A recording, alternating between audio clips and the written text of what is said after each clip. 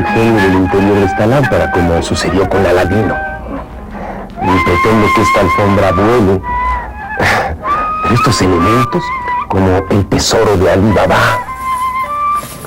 o las historias de Sinbad el marino, nos recuerdan uno de los libros más bellos de la literatura universal, Las 1001 noches, escrito en Arabia en el año 800 aproximadamente. Esta es la bandera actual de Arabia Saudita. Tiene una inscripción y un sabio cimitarra árabe como la que está sobre la alfombra. Lo que la bandera tiene escrito es el principal motivo de este programa, ya que ahí se resume el surgimiento de los árabes como un pueblo importante dentro de la historia. Aquí dice: no hay más Dios que Alá y Mahoma es su profeta. Esa frase, empleada desde el año 600 de nuestra era aproximadamente, es conocida y seguida como un dogma en la actualidad por unos 400 millones de personas. No hay más Dios que Alá y Mahoma es su profeta. Es el principio de la religión musulmana y del Islam que surgió en la península arábiga. Arabia, que fue cuna de una religión practicada hoy por 400 millones de hombres, es la península asiática limitada por el Mar Rojo, el Océano Índico y el Golfo Pérsico. Región de escasos recursos y desértica, solo ofrece como lugares propicios para la vida humana aquellos próximos al mar. Desde tiempos remotos, Arabia estuvo poblada por tribus de raza semítica, de idéntico origen, por tanto al de los judíos, fenicios, babilonios y asirios. Los árabes de la costa eran sedentarios que vivían sobre todo del trabajo de sus campos y del comercio de transporte desde los puertos del Mar Rojo a Siria, realizando caravanas. Los árabes del interior, los beduinos, eran pastores seminómadas que alternaban el cuidado de sus rebaños con la guerra y el pillaje, estableciendo algunas poblaciones en torno a los oasis del desierto. Pero tanto los sedentarios como los beduinos no conocían otra organización política que la unión de familias en grupos tribales. La familia estaba sometida a la autoridad patriarcal de un sheikh o anciano. En tiempo de guerra, los hombres de una misma tribu, o sea, de un mismo grupo de familias, combatían bajo las órdenes de un jefe común o emir. La religión de los árabes antes de la reforma de Mahoma era politeísta. Creían en la existencia de numerosos genios invisibles que intervenían en todos los actos de los hombres. Cada tribu, y aún cada familia, tenía su culto particular. Existía, además, en la Meca, pequeña ciudad del Hetzá, un santuario común reverenciado por todos los árabes. Las tribus más importantes habían reunido sus ídolos y veneraban también una gran piedra negra, posiblemente un aerolito que se creía caída del cielo.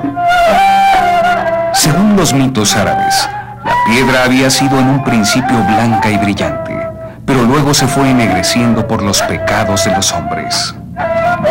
Se le conservaba en el templo de la Kaaba, nombre que en árabe significa la casa cuadrada.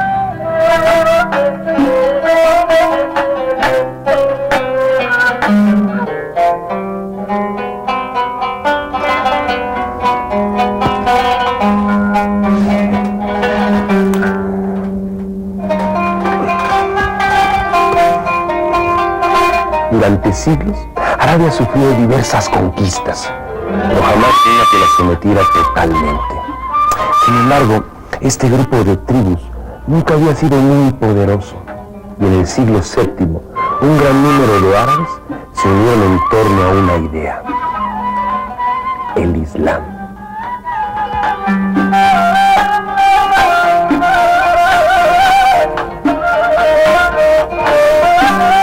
Esta unión religiosa y espiritual fue la que permitió que en Arabia se produjera una cultura muy importante y realizaron descubrimientos en matemáticas, medicina, filosofía, literatura y otras ciencias. Mahoma, o en árabe Mohammed, pertenecía a la poderosa familia de los coerichitas, guardianes del templo de la Kaaba, pero quedó huérfano y pobre desde muy niño. Para ganarse la vida se hizo pastor y luego conductor de camellos.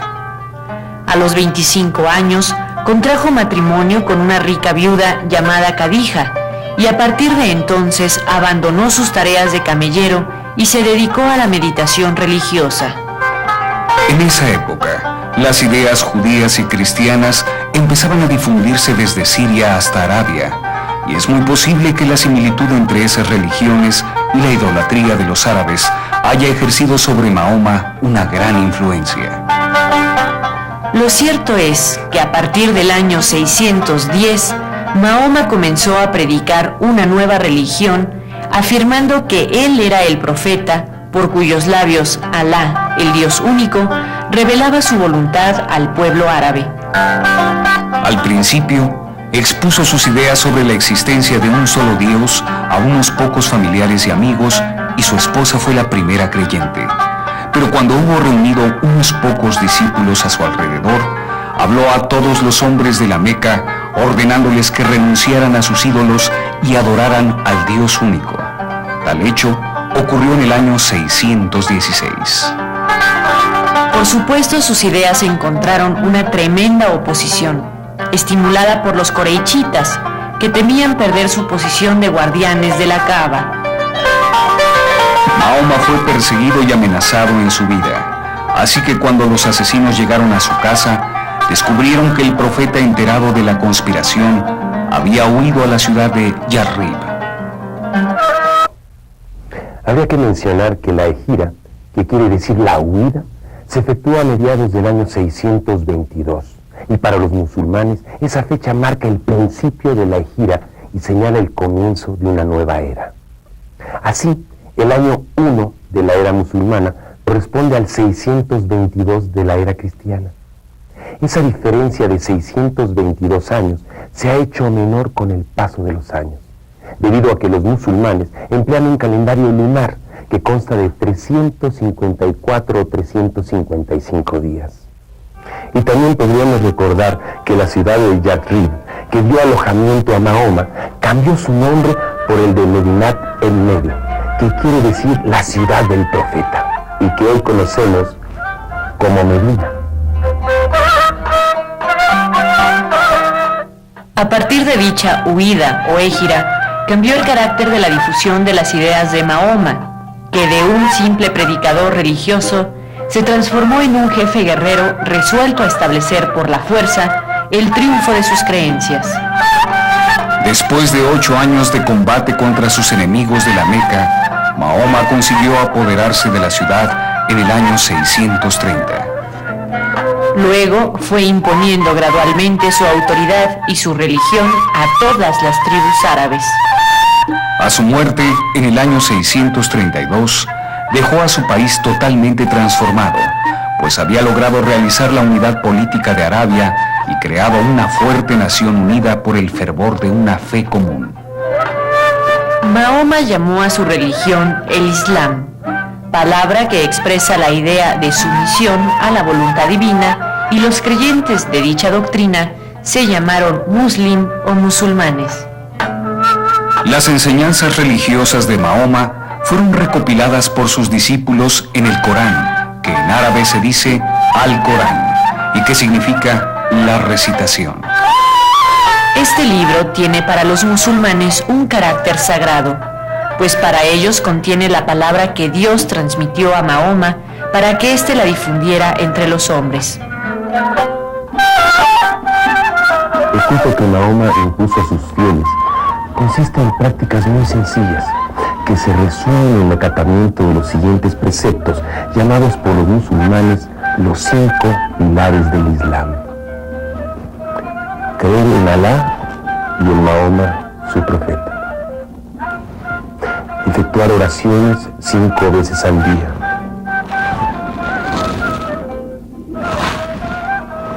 practicar las limosnas; observar el ayuno durante un periodo de 40 días al año, llamado el Ramadán; realizar por lo menos una vez en la vida la peregrinación a la Meca, ciudad sagrada de los musulmanes. La oración, enseñaba Mahoma a sus seguidores, acorta la mitad del camino que conduce a Alá. El ayuno lleva hasta la puerta de su palacio. Las limosnas permiten entrar en él. Mahoma predicó la guerra santa a los infieles al Islam, diciendo a través del Corán que las fatigas de la guerra son más meritorias que el ayuno, las plegarias y las demás prácticas religiosas. Los caídos en el campo de batalla son mirados en el paraíso como mártires. Los árabes musulmanes se lanzaron así a la lucha con todo el ardor belicoso de un pueblo joven y enérgico, para el cual la conquista del mundo era un anticipo de la conquista del paraíso. A los 25 años de la muerte de Mahoma, acontecida en el año 632, los musulmanes habían conquistado Persia, la mayor parte de Armenia, Siria y el norte de Egipto. 100 años después, los ejércitos musulmanes dominaban en Mesopotamia, el Turquestán, parte de Asia Menor, Afganistán y parte de la India, y por el oeste se habían extendido a través de todo el África del Norte hasta invadir España.